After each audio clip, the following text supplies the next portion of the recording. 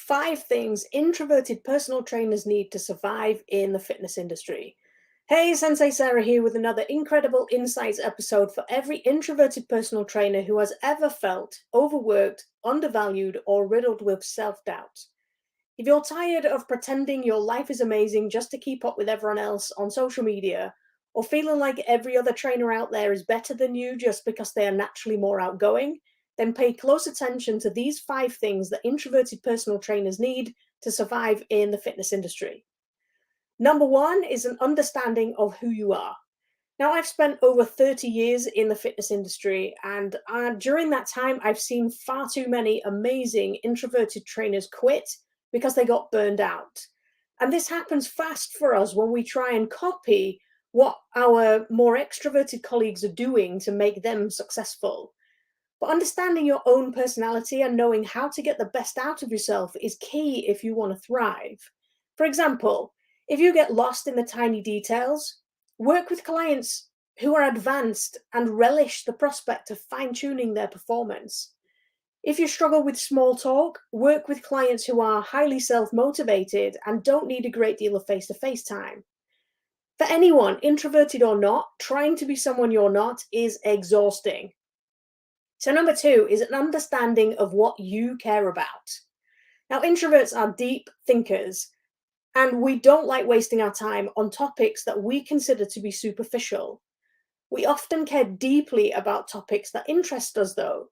So if we have to spend our time on topics that we consider to be superficial, we'll find it frustrating, stifling, and disheartening, which again is tiring.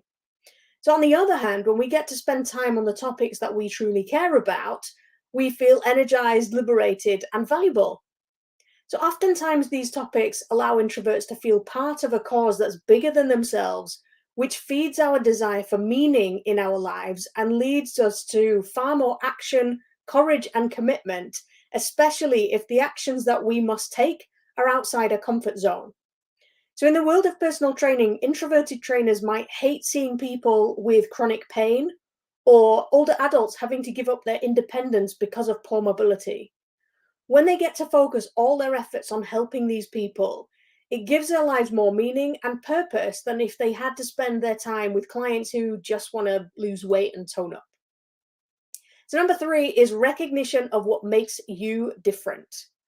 Now, introverts bring a different skill set than non introverts, and recognizing what makes us naturally different can help us leverage that. In many cases, it's an introvert's analytical powers or problem solving capabilities that help us to bring new insights and solutions to situations. Now, it can be a bit daunting to voice these insights if they are very different to the industry norm, but it's exactly this difference that can make you valuable to both clients and colleagues who are looking for cutting edge ways to get results. So, number 4 is recognition of the value and expertise you bring.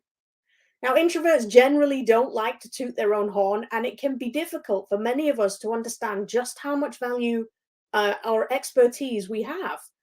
Unfortunately, this leads us to compare ourselves to other people, believe that we're not as good as everyone else, and probably underprice our services. And this encourages us to compensate for that by overworking, overpromising, or over-delivering, which simply results in us feeling overwhelmed and unappreciated. When we compare ourselves to others, many introverts think that they have to have more expertise or bring more value than everyone else to have any at all, which simply isn't true. When we remember that we are experts in our own experiences and that what we learned from those experiences brings value to other people, we can stop worrying that we're not good enough and we can start helping our clients with confidence. So, number 5 is acknowledgement that you can't please everyone.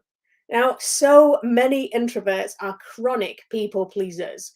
We've spent a lifetime blending in, trying not to draw attention to ourselves, and doing whatever makes other people happy. And I'd be willing to bet that many of us would say that we're allergic to conflict. But the harsh reality is, though, is that we cannot please everyone. And when we try, the only person that ends up being unhappy is ourselves.